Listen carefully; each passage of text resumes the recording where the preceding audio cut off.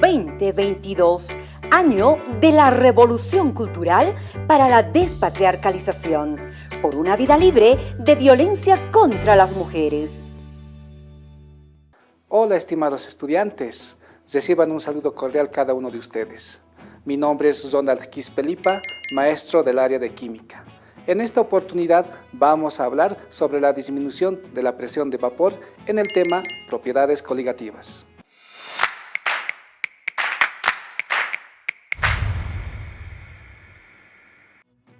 La disminución de la presión de vapor en las propiedades coligativas. ¿Cómo ocurre la disminución de la presión de vapor? Para ello, inicialmente recordemos lo que es la presión de vapor. Dice que es todo líquido tiende a evaporarse a consecuencia de la temperatura. Si está en un recipiente ambiente cerrado, esta llega a formar una presión por el vapor del líquido dentro del recipiente cerrado. Por ejemplo, en esta imagen, en esta primera gráfica, vemos un vaso con agua y por la acción del calor se va evaporando. A este proceso le llamamos la evaporación. Las moléculas de agua van migrando hacia la atmósfera, hacia el aire, ¿no? Las flechas indican que van migrando hacia afuera. Pero si ahora lo cerramos este recipiente con una tapa, ¿qué pasa? Las moléculas de agua de igual manera van migrando hacia la atmósfera, en este caso hacia el aire, ¿no? Ahí vemos las moléculas de agua que van, pero esta vez ya no se escapan, como está cerrado el recipiente ya no se escapan, pero sin embargo las moléculas de agua están ahí en forma de vapor, chocándose unas con otras. Entonces, ¿qué nos dice? Que la evaporación que ha llegado al equilibrio con la superficie del líquido, se dice que alcanzó la saturación. Entonces, no todo el agua se va a volver en vapor, sino va a haber hasta un punto en que las moléculas de agua, una cantidad determinada de moléculas de agua, se va a volver en vapor. Entonces, la presión que ejercen estas moléculas de agua en estado de vapor van a ejercer presión. A eso le llamamos lo que es la presión de vapor. Muy bien, continuemos. Ahora, dice, para poder conocer el cómo disminuye la presión de vapor, vamos a hablar sobre la ley de Raoult. ¿Qué nos dice? Que cualquier líquido encerrado en un recipiente ejerce una determinada presión de vapor, pero cuando a este líquido se le agrega soluto, esta presión de vapor tiende a disminuir. ¿Qué quiere decir eso? Veamos. El líquido puro va a tender a evaporarse, ¿no? En cambio, cuando está cerrado, se va a formar una presión de vapor. Entonces, todos los líquidos en un ambiente cerrado van a formar presión de vapor. Pero para ello tenemos que recordar esta característica de los líquidos sobre la tensión superficial en un líquido puro, ¿no? Aquí vemos que de molécula a molécula existe una fuerza de atracción, ¿no? Entonces hay una fuerza de atracción de molécula a molécula, esto en la superficie del líquido. Sin embargo, las moléculas que están debajo de la superficie van atrayéndose molécula con molécula. Pero aquí, como ya no hay moléculas arriba, entonces van atrayéndose entre las moléculas que están en superficie, la cual ejerce una fuerza, es decir, es como si se formara una capa por la cual no deja ingresar fácilmente cualquier otro objeto. Muy bien, eso pasa en todos los líquidos. Ahora, ¿qué pasa cuando le agregamos un soluto, ¿no? Un sólido en este caso? Aquí vemos que se le puede agregar una cucharilla de azúcar, ¿no? A este líquido.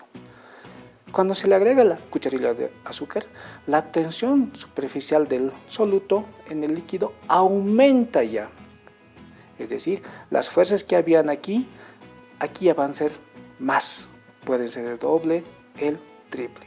Por lo tanto, como no dejaban entrar aquí cualquier objeto fácilmente, aquí tampoco van a dejar entrar fácilmente y tampoco van a dejar salir fácilmente. Por lo tanto, si la tensión superficial del líquido aumenta, entonces disminuye la presión de vapor, por el hecho de que las moléculas de agua ya no salen fácilmente hacia el exterior, ¿no? Por lo tanto, hay pocas moléculas de agua y por tanto generan poca presión de vapor. Para ello, todo este fenómeno se rige bajo una cierta ecuación, que es la ley de Raoult, nuevamente, el cual nos dice, si la presión de vapor disminuye, entonces tiene un nuevo valor de presión de vapor con la cantidad de soluto agregado. La ecuación para su cálculo es esta: P sub S es igual a X sub S por P elevado a 0. ¿Qué significa esto? ¿Qué significa todos estos valores que nos está indicando en esta ecuación? Dice que P sub S es la presión de vapor nueva, por lo tanto lo podríamos llamar la presión de vapor de la solución. Solución por el hecho de que ya tiene un soluto. X sub A es la fracción molar del solvente, ¿no? Y también tenemos la P elevado a 0, que es la presión de vapor del solvente puro. Esto quiere decir que es la presión de vapor cuando no hay solvente, cuando no se le ha agregado ningún solvente. Continuemos. Para ello vamos a abordar un ejemplo. ¿Qué nos dice? Calcule la presión de vapor de una mezcla que contiene 65 gramos de glucosa en 270 gramos de agua. La presión de vapor del agua pura es de 23,8 milímetros de mercurio. Para ello vamos a abarcar los datos. Veamos. Como primer dato tenemos la masa de la glucosa, que es igual a 65 gramos, ¿no? Seguidamente podríamos rescatar el dato de la masa del agua, que es de 270 gramos. También rescatamos la presión de vapor del agua en estado puro, que es de 23,8 milímetros de mercurio. ¿Y qué nos pide? Que debemos de calcular la presión nueva de la solución, la presión de vapor de la solución. Entonces, inicialmente, para ello tenemos que calcular la fracción molar del agua, que es el solvente, ¿no? Para ello calculamos la cantidad de moles de la glucosa y del agua. Veamos para la glucosa. Tenemos una masa de 65 gramos y por el factor de conversión de gramos a mol, determinamos que 65 gramos de glucosa es igual a 0,36 moles. ¿Ya? Ahora la del agua. El agua tenemos de 270 gramos y por el factor de conversión de gramos a mol en agua tenemos que es igual a 15 moles de agua. Ahí está, los moles de la glucosa y estos son los moles del agua. Ahora sí podríamos calcular la fracción molar del solvente, en este caso del agua. Pero, ¿a qué equivale la fracción molar del solvente?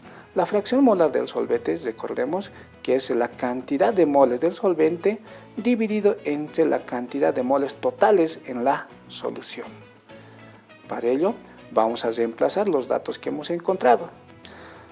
Los moles del solvente eran 15 moles. Y los moles totales va a ser la sumatoria de los moles del solvente y los moles del soluto. En este caso 15 moles más 0,36 moles. Haciendo operaciones encontramos que la fracción molar del solvente es igual a 0,98. Recordemos este dato de 0,98. Con los datos que hemos obtenido y también que hemos calculado, vamos a poder calcular la nueva presión de vapor a partir de la ley de Raoult, que anteriormente ya lo hemos visto. Para ello vamos a reemplazar los datos que hemos encontrado y que tenemos. Como datos, en el enunciado nos daba la presión de vapor del agua pura, que es de 23,8 milímetros de mercurio, y también la que hemos calculado, la fracción molar del soluto, que es de 0,98. Estos datos los reemplazamos en la ley de Raoult que tenemos y haciendo operaciones matemáticas hemos encontrado la nueva presión de vapor, que es de 23,23 milímetros de mercurio, ¿no? Veamos, esta es la nueva presión de vapor con soluto y esta es la anterior presión de vapor sin soluto. Si bien no hay un cambio grande de 23,8 a 23,23, ha disminuido en aproximadamente 0,6. Esto es muy importante en la industria, ¿no? Pero vemos que existe una disminución de vapor. Por lo tanto, vamos a decir que evidentemente existe una disminución en la presión de vapor por la presencia de un soluto. Ahora que sabemos la importancia y los efectos que tiene un soluto en el solvente, te invitamos a que puedas aplicar estos conceptos en tu casa, en tu vida y que también vayas averiguando sobre estos efectos en la industria. Hasta otra oportunidad. 2022, año de la revolución cultural para la despatriarcalización, por una vida libre de violencia contra las mujeres.